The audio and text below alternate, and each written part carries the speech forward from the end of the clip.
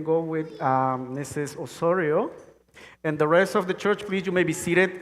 Okay, so, um, okay, church, you are in for a treat today because I will be translating myself. Isn't that fun? So what I need and request from you is please, please, please, please be patient.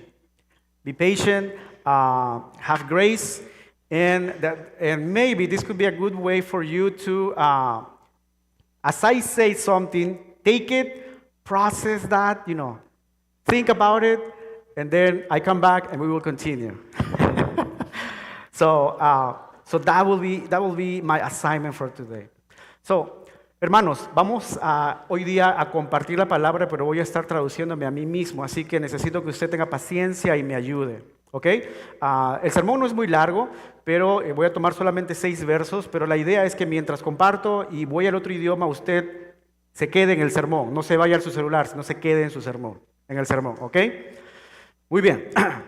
Hermanos, estamos volviendo a Romanos. Estamos volviendo a Romanos. Romanos es un libro muy profundo, así que estoy emocionado porque vamos a compartir la palabra en el libro de Romanos y oramos que el Señor nos hable en esta mañana. Church, I am excited because we are coming back to Romans. And very excited for what the Lord is going to teach us today. So just let me bring you up to speed and kind of provide like a summary of chapter 6 and what we were talking in chapter 6. We were talking about grace. We were talking about the fruit of the flesh and the fruit of the Spirit. We're going to talk a little bit more about that today as well. And it's not going to be a long sermon, but my goal is that we will, again, get used to Romans and what Paul is unfolding for the church. There is a lot of theology here. There is a lot of doctrine here. Don't be scared for what I am saying in regards of theology, of doctrine. Don't be scared. I mean, it's exciting. It is exciting because we are learning more about God. Déjeme darle, hermano, un rápido resumen en relación a lo que estuvimos viendo en el capítulo 6, que es lo que viene ahora, lo que vamos a estar estudiando en esta mañana, es lo que sigue.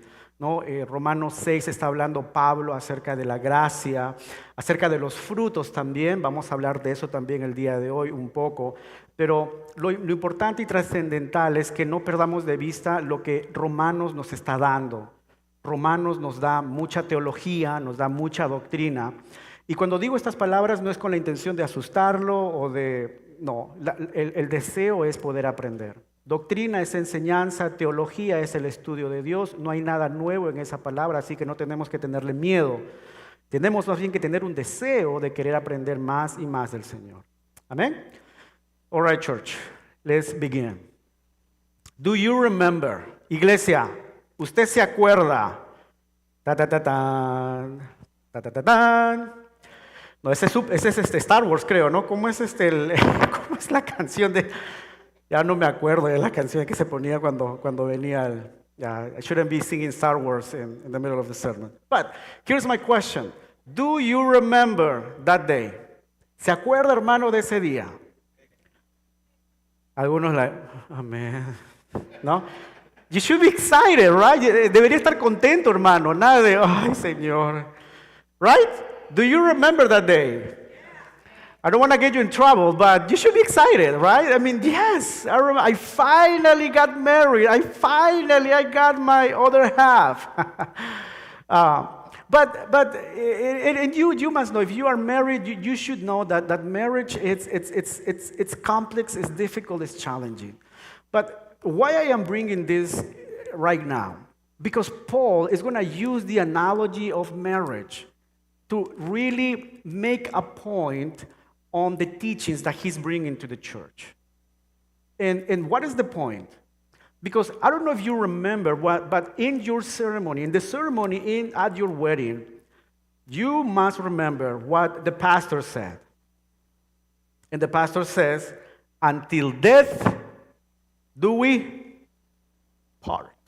Right? Until death, do you remember that? That's what the minister said, right?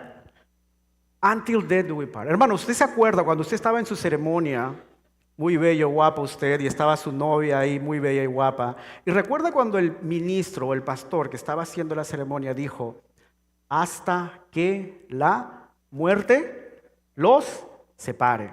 ¿Entiende eso, hermano? Ok, si ha entendido eso, hermano, va a entender este sermón. Porque de esto va a desglosar Pablo todo lo que vamos a estar hablando a continuación. Ok, church, if we got this, then the whole sermon is right there. The whole sermon is right there. So, that being said, remember, marriage is not for eternity. So when we leave this world, so when death comes to either one of the spouses, what's going to happen next? The marriage bond is broken. The marriage pact is broken, is done, it's finished. So that means that we are not going to be married when we go into the other side of eternity. It means that when we are going to be there, we're going to be like angels. And I believe Paul is following what Jesus is saying in Matthew 22. Recuerda, hermanos, el matrimonio solamente es para este pedazo de la eternidad donde estamos en este mundo. Recuerda, hermano, todas las relaciones que tenemos en este mundo, padre, hijo, primos, primas, hermanos, abuelos, nietos, esposos, todas esas relaciones terminan cuando salimos de este mundo. Cuando llegamos al otro lado de la eternidad, todos vamos a hacer ¿qué cosa? Hermanos y hermanas. Es mi oración de que mis hijos me digan hermano Jorge y hermana Chandra, porque tienen que ser mis hermanos. Ahorita tenemos esta relación padre-hijo, pero en algún momento espero yo que seamos hermanos y hermanas en Cristo. Y esa debe de ser nuestra oración. Amén. Y lo que estamos viendo aquí es que Pablo está siguiendo la enseñanza de Jesús. Mateo 22 es claro. I was just going to say this in English, but keep in mind, church, that every relationship that we have on earth, father, son, grandma, son, granddaughter, grandson, cousins, spouses, husband and wife, every single relationship, when we leave this world, it's finished. It has an end. Why? Because when we go to heaven, everyone is going to be brothers and sisters. We're going to be part of one big family. And that should be our goal. I want my sons and daughters to be my brothers and sisters in Christ. Because that's the bond that is going to last forever. And I'm praying for that, and I hope that you are praying for that as well. But that should be our goal. We should be aiming for that. So going back to the text, what Paul is doing, he is just continuing, he's building his reasoning on what Jesus already said in Matthew 22. And what Jesus said, he said, you are in an error. The Pharisees were asking him about divorce and how the marriage life is going to be after death. And Jesus answers this. You are in an error because you do not know the scriptures or the power of God. At the resurrection, people will neither marry nor be given in marriage. They will be like angels in heaven. Ta-da! And actually, my professor was using this text to quote, because in my class there were some people that believe that in Genesis, I believe Genesis 4, when it talks about the fallen angels, and then the fallen angels, they refer to the Son of God, and then the Son of Man, and then they marry, and then they have, these huge giants of the past. But I'm glad that my professor doesn't hold that position, and he said no, because angels are spiritual beings, and they don't have a human form. So therefore, they cannot be reproduced. So praise the Lord for that. Ok, hermanos, Jesús está diciendo aquí algo muy importante. Que los ángeles, dice, vamos a ser como ángeles cuando estemos del otro lado de la eternidad. Esto quiere decir de que no se van a dar en matrimonio, que simplemente cuando estemos en la presencia del Señor, vamos a ser como los ángeles. Entonces, Pablo está mencionando esto. Ahora, algo que nosotros tenemos que tener en cuenta es, así como el matrimonio termina con la muerte, el matrimonio se disuelve, así también nuestra antigua relación con la ley termina en Cristo. Cristo cumple la ley, Cristo obedece al Padre en todo, y en Él se termina la relación con la ley para nosotros los gentiles, para los cristianos.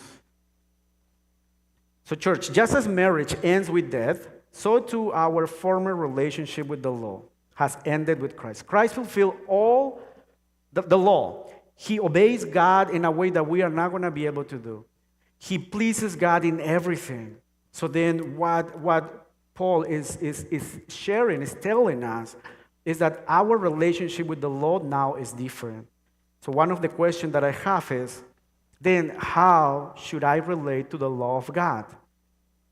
Entonces, si eso es cierto, ¿cómo es que yo debo de relacionarme con la ley de Dios? ¿Cómo es esto posible? Y hay algunas cosas que necesitamos nosotros entender cuando hablamos acerca de la ley de Dios. En primer lugar, tenemos que entender que la ley de Dios es santa, justa y buena. ¿Por qué? ¿Porque lo dice Jorge? No, porque Dios refleja su carácter a través de la ley que Él ha dado.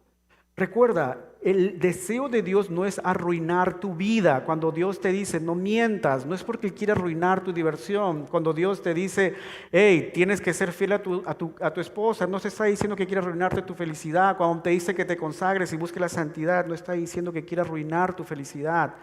Hay una razón buena por la cual Dios da su ley. So church, how do we relate to the law of God? Now, first we need to understand that God's law is holy, just and good. Why? Because it reflects the character of God. God is revealing who He is through His law. And the motivation why He's giving His law is for our own good. His reasons, His motive is pure, is holy, is loving. It's for our own good, but sometimes we do not understand that part. We struggle to submit to His commandments. Lo segundo es, hermanos, que la ley no salva ni puede producir vida. Fue dada para mostrar el pecado. Y esto lo vemos en Romanos 3:20. La ley lo que hace es nos muestra el pecado, pero no nos puede salvar. No nos puede salvar. Lo que la ley hace es nos lleva a Cristo. Second point here is that the law does not save or can produce life. But the purpose of the law was to reveal to us sin. And we saw that in Romans 3:20.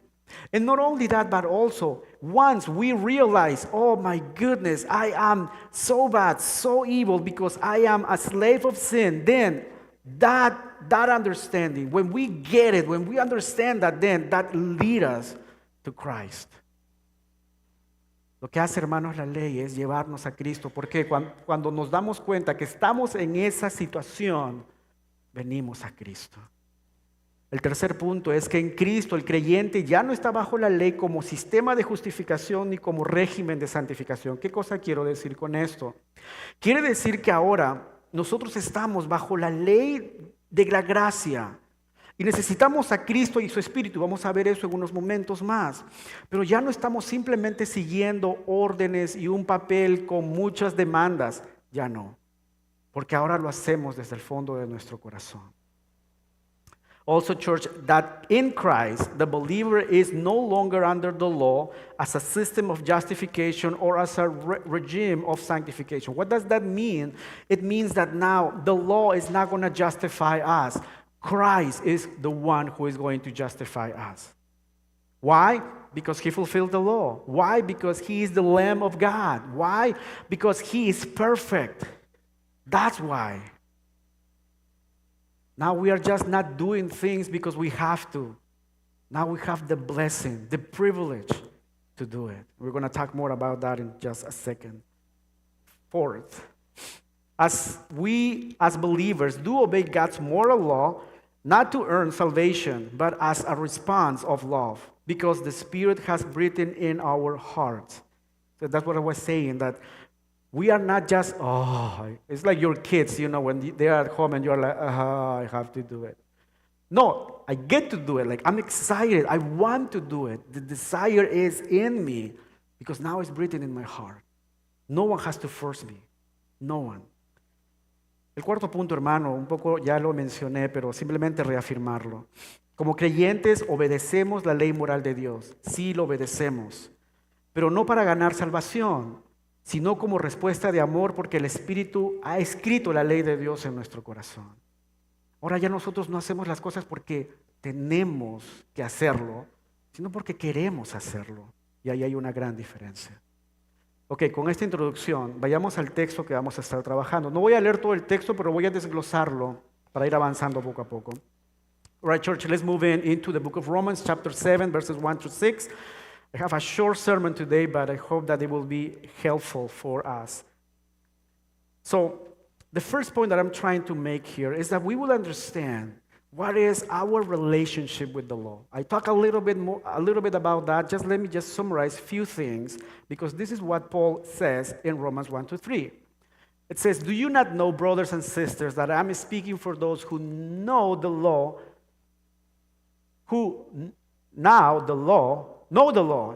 that the law has authority over someone only as long as that person lives." For example, again, he's using the illustration of marriage. For example, by law, a married woman is bound to her husband as long as he is alive. But if her husband dies, she is released from the law that binds her to him. So then, if she has sexual relationship with another man while her husband is still alive, she is called an adulteress. But if her husband dies, she is released from that law and is not an adulteress if she marries another man. One observation: he is not making a teaching about marriage, but he's using marriage as an example about what he's explaining in regards of the law. Okay? I hope that is clear. Another observation, a second observation: yes, marriage should be not forever, but until death do we part. Until death comes to either the husband or the wife, then marriage should be dissolved. That's the heart of God. That's what God wants. And of course, because sin is always there, present in this world, there are circumstances where divorce is allowed. I'm not trying to give a teaching on marriage, but what I can tell you is that, again, here Paul is not trying just to give a teaching on marriage, but he's making a point using as an example or illustration. But if you have any questions in regard of marriage and divorce, please come talk to me after the sermon. I would love to have a conversation with you. So, hermanos, esta porción de la Escritura, lo que Pablo está tratando de hacer es usar el matrimonio como un ejemplo para hacer un punto. Él nos está dando una enseñanza acerca del matrimonio. Pero permítanme hacer algunas observaciones. La primera es la que les estoy mencionando. Que Pablo está diciendo aquí, por ejemplo, en el verso 2, empieza diciendo, por ejemplo, está usando una ilustración para hacer un punto de la enseñanza que él está trayendo en relación a la ley. Ahora, permítame hacer una segunda observación. El matrimonio no es para siempre, el matrimonio es hasta que la muerte los separe. Esto es lo que Dios ha dicho. Yo no lo puedo cambiar, yo no lo puedo alterar. Esto es lo que Dios ha dicho. Pero porque vivimos en un mundo caído, hay ciertas circunstancias donde el divorcio es permitido. Ahora, nuevamente, este no es un sermón acerca del matrimonio. De repente usted tiene preguntas acerca del matrimonio, después del servicio puede venir y buscarme. Y podemos agarrar y ver las escrituras y ver. Porque nuevamente, el énfasis de esta porción no es la enseñanza del matrimonio, sino como Pablo está usando el matrimonio para dar a entender una enseñanza que él está trayendo en relación a la ley. Pero una vez más, las tres observaciones que estoy dando van en relación a lo que la palabra de Dios enseña. El matrimonio debe de ser para siempre. El divorcio es permitido bajo ciertas circunstancias. Pero finalmente Pablo está tratando de mencionar algo muy importante. Entonces, hermanos, Pablo está hablando a personas que conocían la ley, que conocían el Antiguo Testamento. Sabemos que habían algunos judíos en la iglesia de Roma. Eran conocedores y por eso es que Pablo está tratando de exponer ante ellos lo que el matrimonio es. Y también está mencionando lo que Jesús dijo acerca del matrimonio, porque Jesús también, juntamente con Pablo, están, mostrando que el matrimonio termina una vez que la muerte llega a uno de los cónyuges. Muy importante, muy, muy importante que nosotros podamos entender esto. ¿Sabe cuál es el tema principal para mí en esta porción? Es la muerte. Y voy a sustentarlo en el siguiente punto. pero lo que me gustaría dejarles ahora es la muerte es el tema, digamos, que va a fluir de estos versos que Pablo está tratando de mencionar. Seguimos y obedecemos a Dios, no por miedo a la ley, sino por reverencia a Cristo y por el amor que tenemos con Él. So church, in these first verses, one of the themes that to me is flows from these verses is death. Because death is what is going to end marriage. And also in Paul's mind, death is what is going to finish the law for Gentiles. Remember, in this church, there are Jews and there are Gentiles. Remember, in chapter 1, Paul is talking to the Gentiles. Very, very, very strong words. But then in chapter 2 of Romans, you are going to see Paul as well dealing with Jews and also saying, okay, Jew, because you are a Jew, hey, you are not better than Gentiles.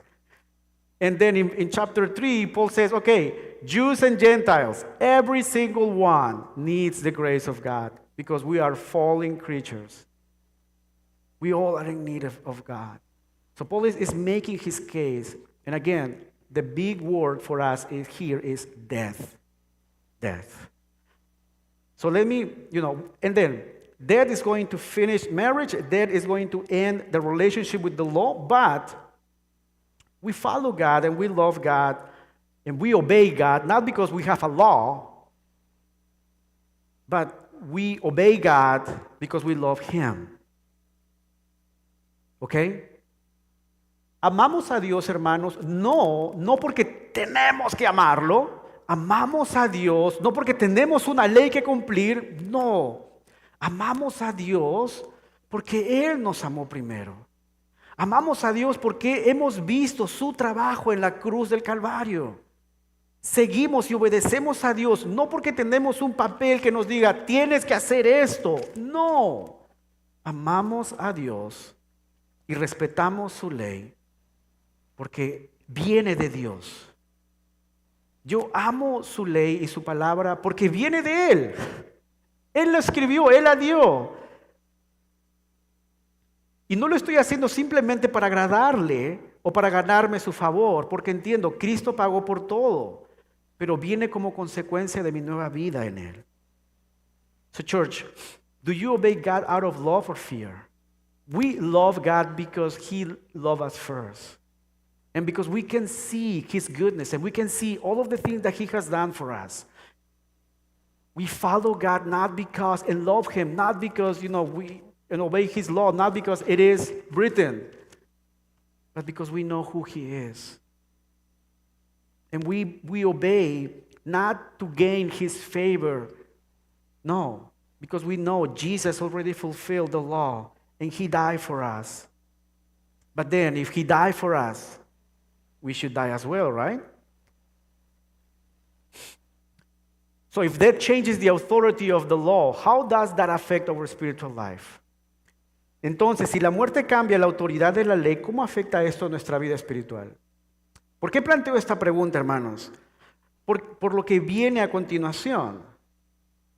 La pregunta para nosotros debe de ser, ok, la muerte termina el matrimonio, la muerte entonces va a afectar nuestra vida espiritual. Sí. Y es lo que el verso 4 nos va a decir. Entonces, then church. So is death going to change the authority of the law? And how does that affect our spiritual life? Because before we were following the law, right? We knew God's standard by the law and we have to obey the law. But now, how is that going to affect us? And this is what Paul is going to tell us in verse 4. Because now our relationship with death is going to be different, but also is connected to a fruitful life for God. Let's read verse 4. And it says, so my brothers and sisters, you also died to the law through the body of Christ, that you might belong to another, to Him who was raised from the dead, in order that we might bear fruit for God. What is he telling us here? That just like, again, death concludes marriage. Christ died fulfilling the law in our place. So now, what God is telling us is that you have also died. Right? You also died to the law. Through Him, through the body of Christ. But here is our struggle. We don't think that we are dead. Right? We don't think that we are dead. This is our struggle.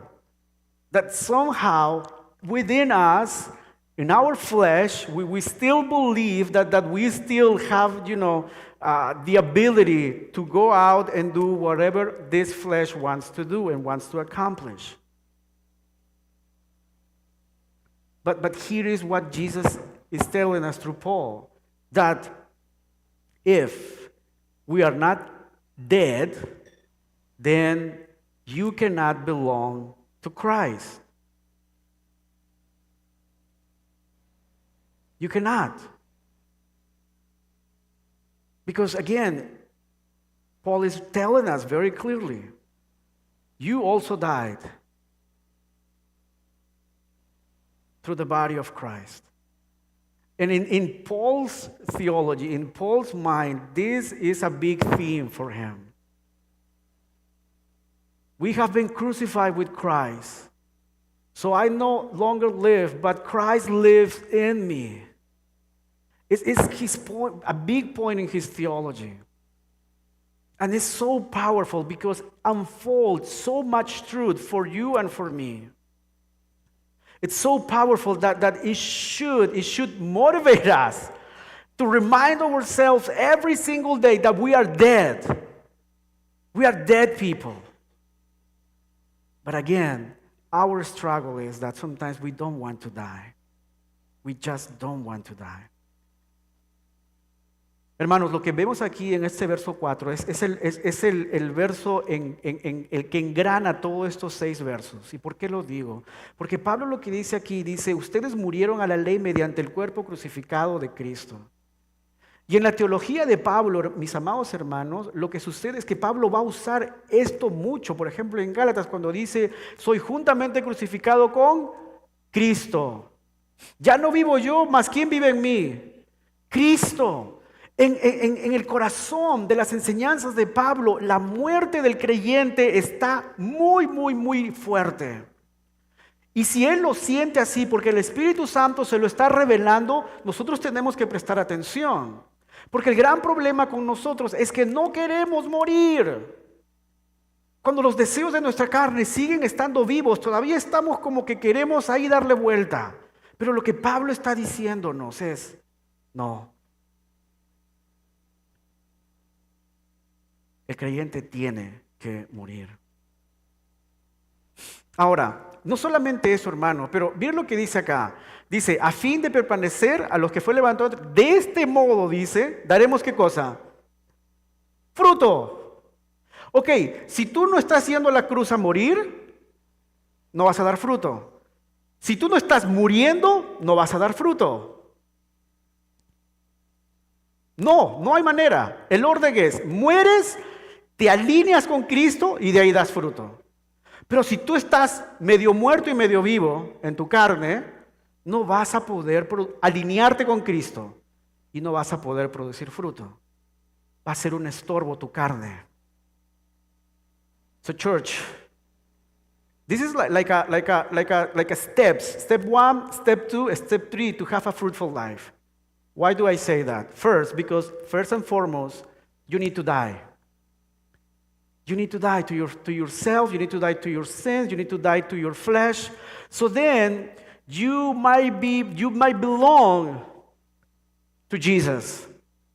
And then in order that we might bear fruits for God. So in order to bear fruit for God, I need to be dead. I need to be with Christ. But the challenge is that sometimes we get lost in the process. And we just embrace a religious life, Christianity, to pretend, but not to be. And that's something that God is reminding us this morning that is not acceptable. It's not going to work. So my question to you this morning is, do you want to have a fruitful life for the Lord? Do you? Hermanos, mi pregunta es muy simple, pero ¿deseas tener una vida fructífera para el Señor? ¿Lo deseas con todas tus fuerzas y con todo tu corazón? ¿O de repente hay algo más que deseas tú en esta mañana? Oh, pastor, $1,000,000. Ah, Señor, uf. Oh, Señor, un Tesla. Oh, Señor, no sé, de repente salud, de repente quieres salud, porque de repente lidias con problemas, de repente es algo bueno. Oh, Señor, yo quiero, no. Pero el problema es que muchas veces nosotros no tenemos esto en nuestra agenda. No deseamos las cosas espirituales, no las anhelamos como deberíamos de anhelarlo. Y el problema cuando no estamos anhelando es que probablemente estamos anhelando otras cosas. ¿Qué anhelas tú? ¿Qué anhelas? ¿Cuáles son los deseos que están en tu corazón, que están priorizándose más allá de poder alcanzar las cosas espirituales? Y hermanos, esto es un grave problema para nosotros. Es grave, porque en el momento en el cual tú no estás produciendo para el Señor, estás produciendo para tu carne. ¿Qué deseos quieres, Señor? Oh, quiero más músculo, Señor. Quiero ser Schwarzenegger, Señor. Oh, ¿qué más quieres? Oh, quiero ser alto. Se puedo pedir, Señor, quiero más pelo, Señor. Pero ¿qué hay de pedirme, diría el Señor, Jorge, por más santidad? ¿Qué hay de pedirme, Jorge, por pasión, por predicar a Jesús a otras personas? ¿Qué hay, Jorge, de pedirme más dinero para que tú puedas agarrar y dar más a la causa de Cristo?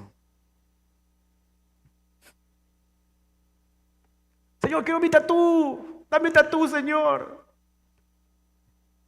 ¿Para qué? Le voy a ir a predicar, Señor, a los pandilleros. No necesitas tatú para eso.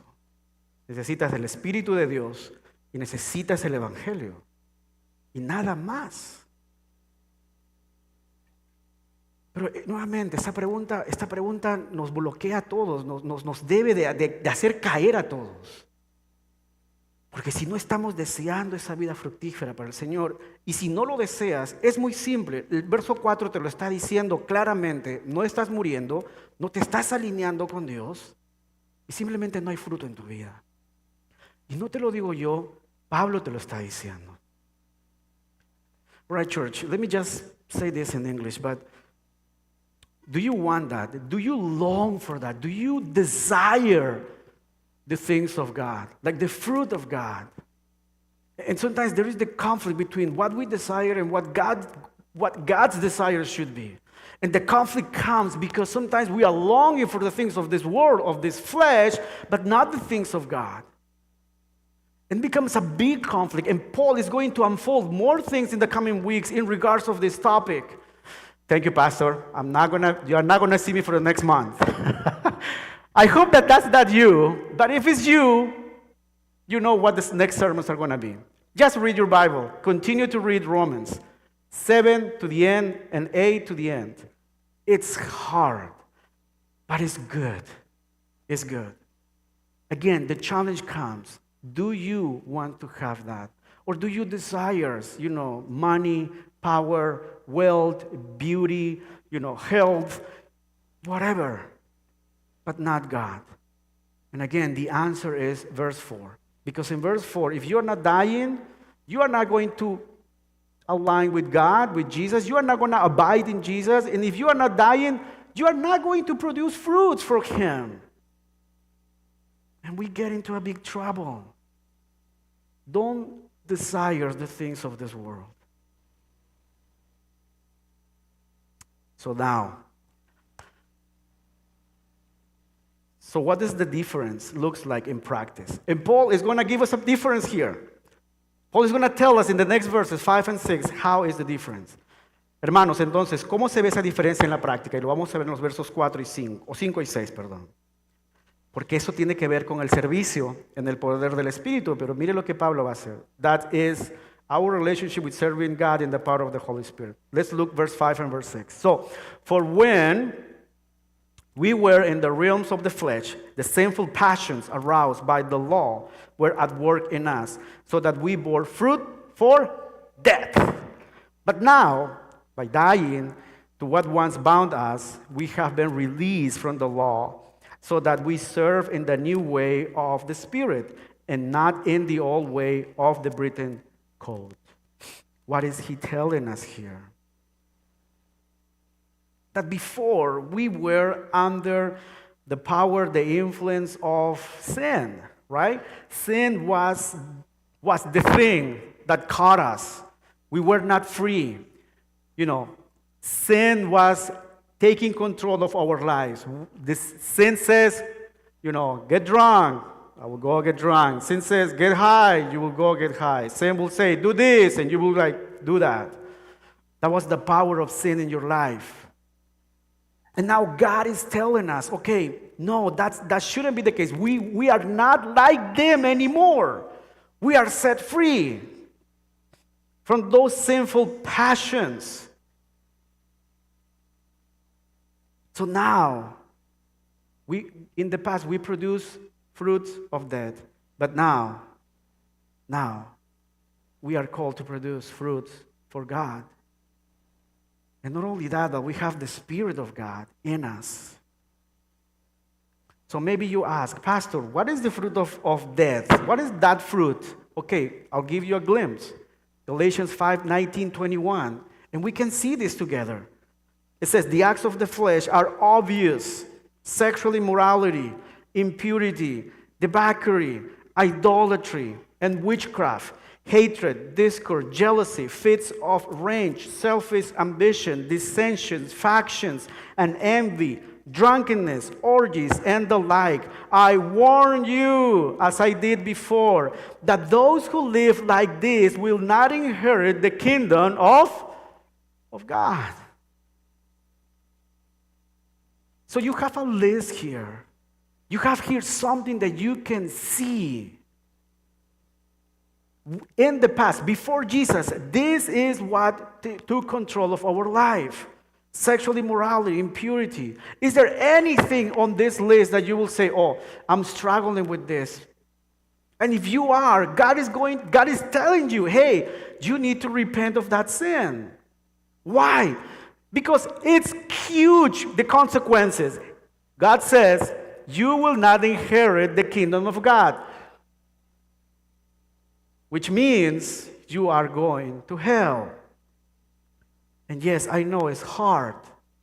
Oh, I thought that God was loving. Yes, He is loving. And because He's loving, He's telling you right now, don't go to hell.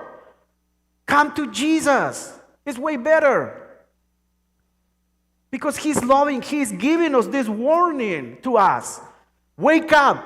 Don't go that way. Don't go that direction. Repent and come to me. Remember, we are God's holy people. We don't have to do anything to do with this list. Hermanos, la relación que ahora vamos a tener con el servicio a Dios en el poder del Espíritu, lo vamos a encontrar. ¿Cuál es la diferencia? Versos 5 y 6, y dice, porque cuando nuestra carne aún nos dominaba, las pasiones pecaminosas de la ley nos despertaba y actuaban en los miembros de nuestro cuerpo y dábamos fruto de muerte. Pero ahora, al morir a los que nos tenían atados, hemos quedado libres de la ley a fin de servir a Dios con el nuevo poder que nos da el Espíritu, y no por medio de un antiguo mandamiento escrito. ¿Qué es lo que quiere decir acá Pablo?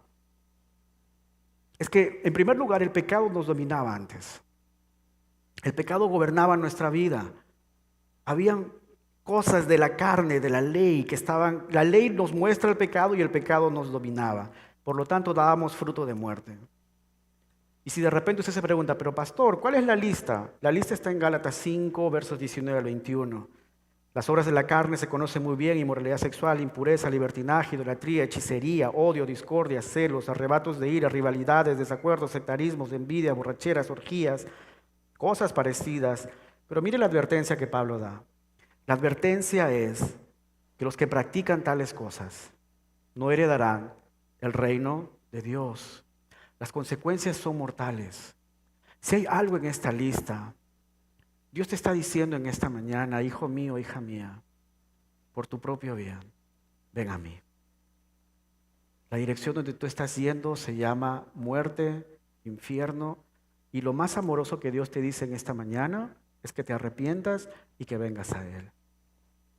Dios no quiere perderte, pero si tú sigues en ese camino, lo único que vas a hacer es, Dios va a retirar su mano y va a decir, ok, hijo, hija, o tú no quieres seguir mis mandatos, continúa por el camino de destrucción. Romanos capítulo 1 lo dice claramente. Dios no quiere eso. Ahora, Pablo después de esto conecta esta idea, ¿no? de la muerte y del fruto que produce la vida en la carne. Lo conecta con el servicio. Porque dice Pablo, ahora servimos a Dios, no porque no solamente por lo que dice la ley, pero lo hacemos porque nuestra motivación ahora es Cristo. Miren lo que dice. Verso 6. Al morir los que hemos quedado libres de la ley, dice. Hemos quedado libres de la ley ¿para qué? ¿Para qué? Mire la pantalla, ¿qué dice? Verso 6. ¿Para qué hemos quedado libres? ¿Para qué? Para servir a Dios.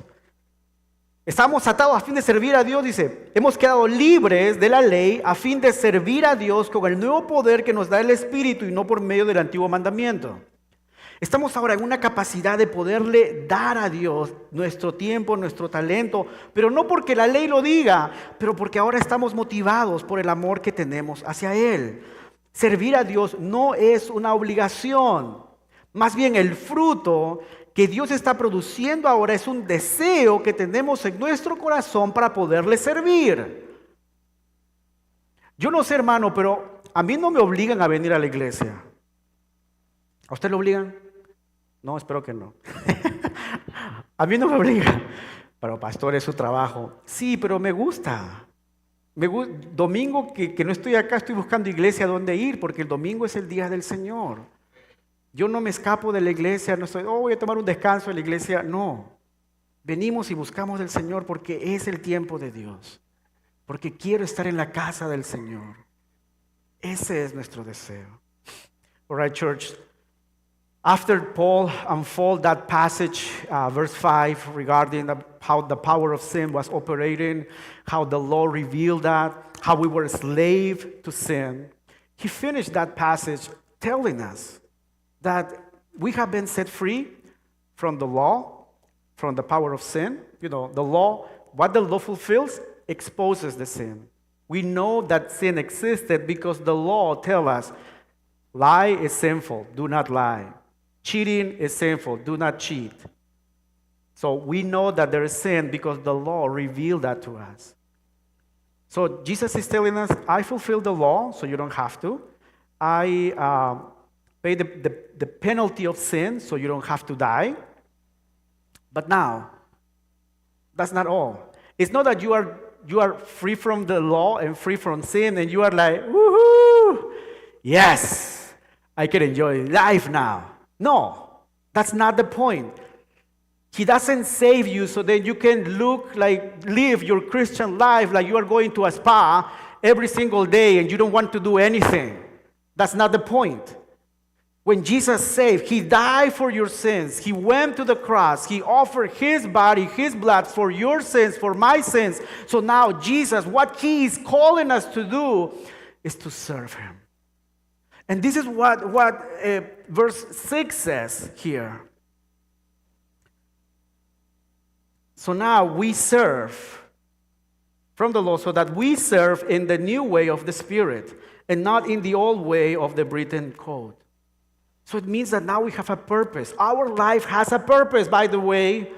People, Christians, we have a purpose. We are not living here because we are living. No, we are living here in this world in 2025 in Minnesota, United States, because God, for some good, holy, loving reason, His desire is for us to be here together. So then we need to live that purpose. And you may ask, Pastor, what is my purpose? I can give you one. God's purpose for your life, God's will for your life is your sanctification. I thought I'm going to be the next millionaire. No. Because you could be a millionaire and go to hell. But what God wants for your life, His purpose is for you to be sanctified. What is sanctified? Sanctification is what happened after you got saved. Before Jesus, you were a sinner, lost in your sins, lost in your ways, your flesh, doing whatever you wanted to do, the rebel way. You encounter Jesus through the gospel. The gospel tells you, hey, sinner, repent. Otherwise, you're going to go to hell. God has something better for you. Then you realize, oh, that makes sense. I need to repent. I don't want to live my life in a rebel way. I want to honor God. So from that very moment, something happens in your heart. You realize things that you didn't know. From now on, you are walking with Jesus and you are following Him. Not because you have to, but because you get to. You get the opportunity to know God in a different way that no other human beings can realize. And from that moment, till the moment that you leave this world, there is a process of growing in your relationship with God. That process is called sanctification. It's the moment when you start learning to see, okay, what God wants for me, how is He teaching me? From that very moment, you start realizing new things from Him through His Word. And your desires for Him is starting to grow. And it is amazing. Your life changes forever. God's will for your life is for you to be sanctified. Hermanos, solo para terminar, porque ya me está ganando. Dije que el sermón iba a ser corto, pero me estoy quedando con medio sermón todavía. Pero algo que me gustaría que podamos quedar claros. Que nosotros no hemos sido rescatados de parte de Dios, ¿no? La ley la aplicamos a Jesús. Jesús saca el pecado, pero no nos quedamos solamente en un estado de... Siempre lo llamo a esto, ¿no? La vida cristiana queremos a veces que se parezca como ir a un spa, donde no hacemos nada, ¿no? Donde nos sentamos y disfrutamos, ¿no? Y a veces queremos que la vida cristiana sea así, pero en ninguna parte de la Biblia encontramos eso. Lo que encontramos es gente sirviendo. Lo que encontramos es gente haciendo sacrificio, dando, hermano, vendiendo sus casas y poniendo el dinero para que la obra de Dios continúe. Sacrificando cosas para poder dar hospedaje a más personas y enfocados en la misión de evangelizar el mundo. Eso es lo que encontramos. Pero a veces el cristianismo en Minnesota, Estados Unidos 2025 es totalmente diferente. Queremos cosas prácticas, queremos cosas efectivas, queremos cosas que sean fáciles, que se acomoden a mí, no yo acomodarme al plan que Dios tiene. Y esa actitud, hermano, no viene del Señor, es una actitud carnal y tenemos que arrepentirnos de eso. Porque eso no es seguir a Cristo. Seguir a Cristo es sacrificio, seguir a Cristo es lágrimas, seguir a Cristo es despojarnos de muchas cosas, seguir a Cristo es renunciar a muchas cosas. Y el problema es que a veces nosotros no queremos hacer eso. Y Dios nos dice y nos recuerda en esta mañana, ese es el camino. Ese es el camino. So let me give you 3 things so we can conclude here. To the weary legalist, Christ already paid your debt. Don't live as if you have to prove your worth. You are worthy not because you have to prove something. No. You are worthy because you were made in the image and likeness of God. So if you have this fight in your heart, repent. Die to your legalism so you can belong to Christ. Simple. Simple. A los legalistas, hermanos, Cristo ya pagó tu deuda, no vivas como si tuvieras que demostrar tu valor, porque tu valor viene de haber sido creado a la imagen y semejanza de Dios. Arrepiéntete, muere tu legalismo para que puedas pertenecer a Cristo. For barren believers, God expected. Barren, it's like you are not producing anything, like you are dead, but you call yourself a Christian. And if you are in that position, that there is no fruit being produced through you in God, God is expecting you to produce fruit. So if you call yourself Christian, Let me tell you with this much love, you are called to bear fruit. You are called. And if there is no fruit, it's a warning sign that something is not going well with you. It's just that. But let me tell you, this fruit does not come by human effort alone. It's not that you are going to produce that. No. In order for that to happen, again, what Paul is telling us, die, belong to Christ, and then you're going to bear fruit. Don't go to the fruit part if you are not dying or belonging to Jesus, because if those two things are not being done, then you are not going to produce fruit. In fact, I can tell you right now, the reason why you are not producing fruit, it is because your flesh is still very alive. And because it is alive, you are not submitting to the lordship of Jesus, you are submitting to your flesh and to the things of this world. And God says, that's not good. So then if you are in that place, you need to come to Jesus. Die. Abide in Jesus. And you are going to produce fruit with Him. With Him. Not alone. Hermanos, a los creyentes estériles, déjame recordarte algo muy importante. Dios quiere que tengas fruto. No puede haber cristiano que no tiene fruto. Dios lo espera. Pero este fruto no viene por simplemente un esfuerzo humano, sino viene trabajando con el Señor. Y la razón por la cual quizás no estás produciendo fruto es porque no has muerto y no estás perteneciendo a Cristo. Si no has muerto y pertenecido a Cristo, no vas a producir fruto. Dios quiere trabajar contigo. Habita en Jesús, permanece en Jesús para que puedas producir fruto para la gloria de Él. Finally, to those here that maybe you don't believe in Jesus, that maybe you are like, no, I'm here because somebody brought me. Wrong. You are here because God in His providence orchestrated that you are here and that you are listening what I am telling you. So if you do not believe in Jesus this morning, let me tell you with much love that you are under the power of sin and condemned by God's law.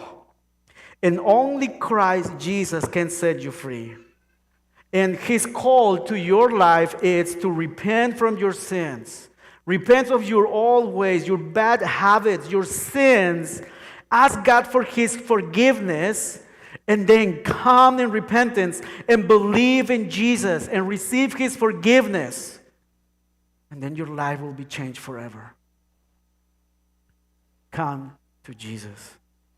A los que no creen y que están aquí en esta mañana. De repente alguien te trajo, yo no creo eso, yo creo que Dios te trajo.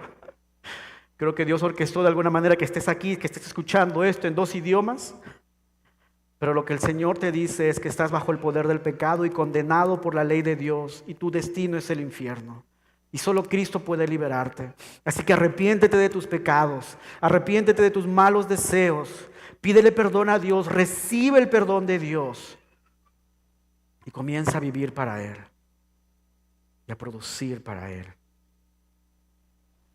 Dios nos llama a estar unidos con Cristo. Padre, en esta mañana, could you stand up, please, church?